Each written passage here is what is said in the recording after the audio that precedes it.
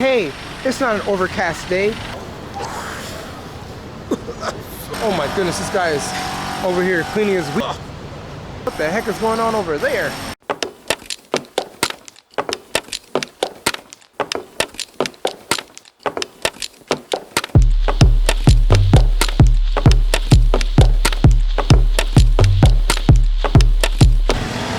All right, Burgos.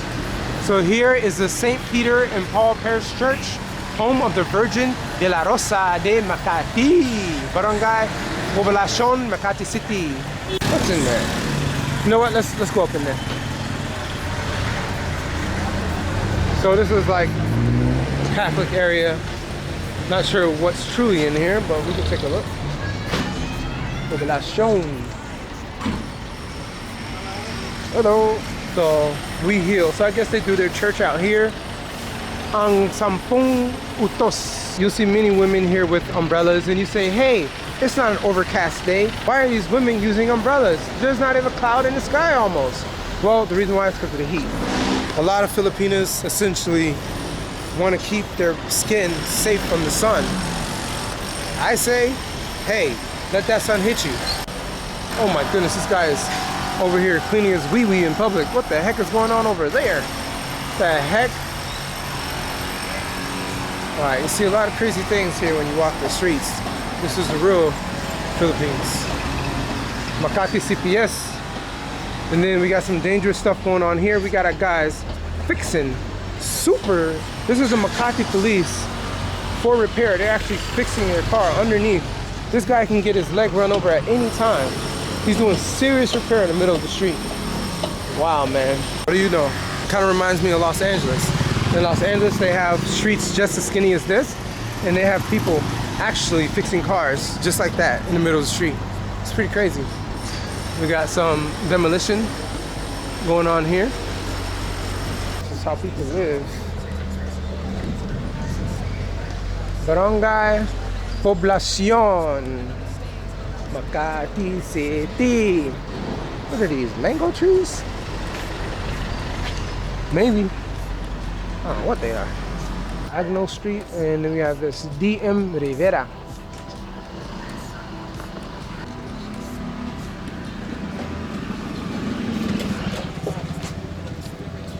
Got some more construction here. I guess this should help with the flooding. There's a lot of super flooding in this area. Hey, how you doing, Pope? All right.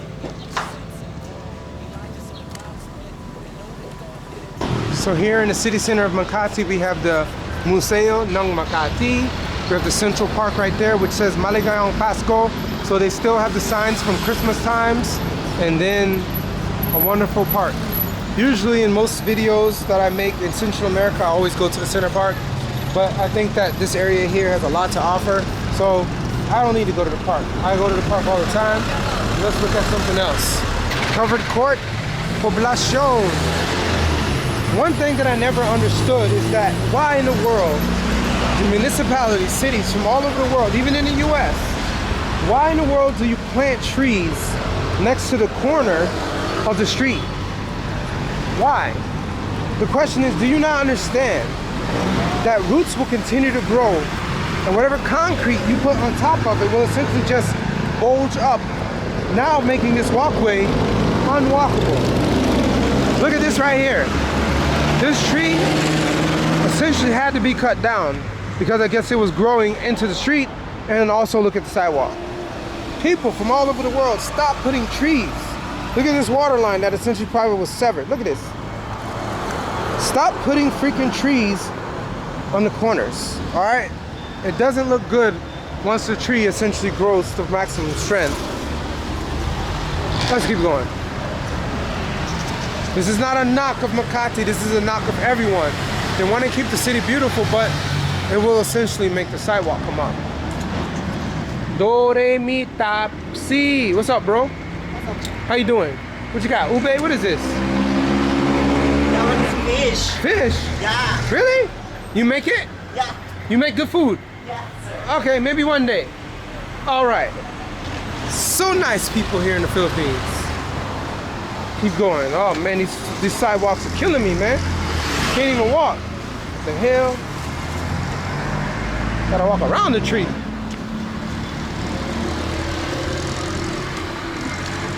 So handsome. What? Me? Yeah. You look like LeBron James. LeBron James? Yeah. Why? Bakit? Your face, your beard. My beard? I'm not that tall. LeBron is like super tall. Yeah.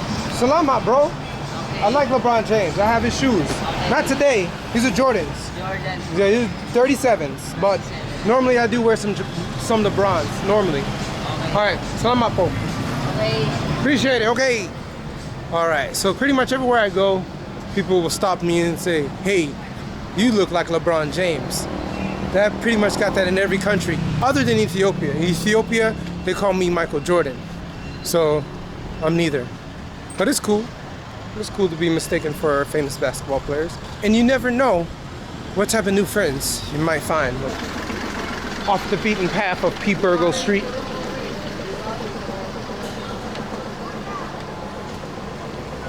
A lot of skewers. Anything you want.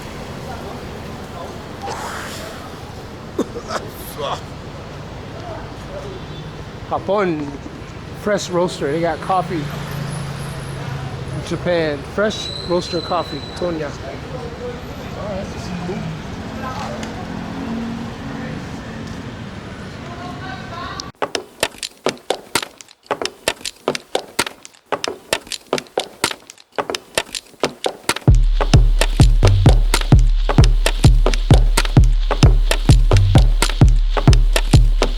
Pump the brakes, stop sign. You saw the sign, now you ace a base. Preacher saw them dollar signs. He on that paper chase, stuffing profits in his pockets. A wolf with a sheep's appearance, and the reason he's making that scratch, is cause those ears itch.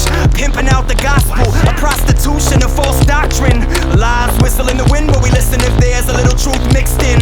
Find a pastor that suits you on your TV with a suit and tie. Hitch a ride in his private jet, and you'll be looking stupid fly. Materialism and selfish ambition is a foolish religion. The riches of God's mercy is worth more than your superstition. Tell me, how does a Christian begin to develop discernment and wisdom? First we submit every symbol and sign to the authority of the scriptures.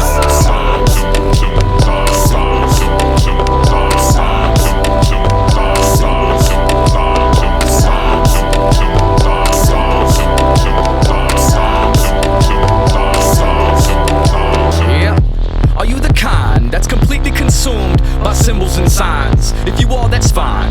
But don't you find it interesting how most of the time your self-interpreting seems to coincide with what's deep inside your heart's desires? Seems rather convenient, doesn't it?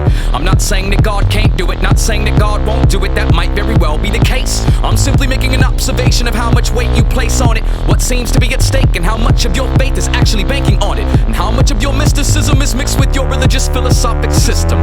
Sometimes what we believe to be true from our supernatural pursuits is actually a fluke, a series of events that's used to distract you from the truth. But I'll give you a sign that's obvious. One of the most supernatural acts is that God, through His Word, has actually revealed everything pertaining to life and godliness. There's this idea that an individual is somehow more spiritual if he sees these signs and symbols and takes what's normally invisible and makes it simple. But I'll say the mark of a mature man is the one who reads God's Word and understands and allows that to govern his decisions and his prospective plans.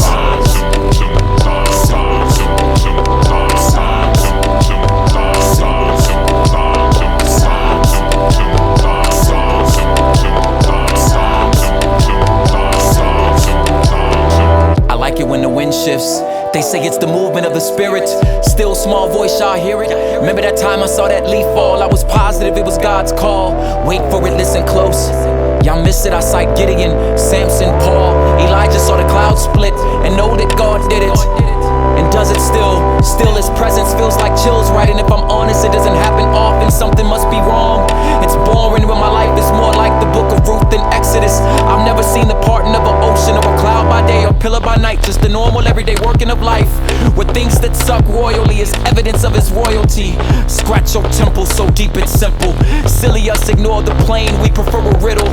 Dying to see a miracle while holding God's diary, looking for signs.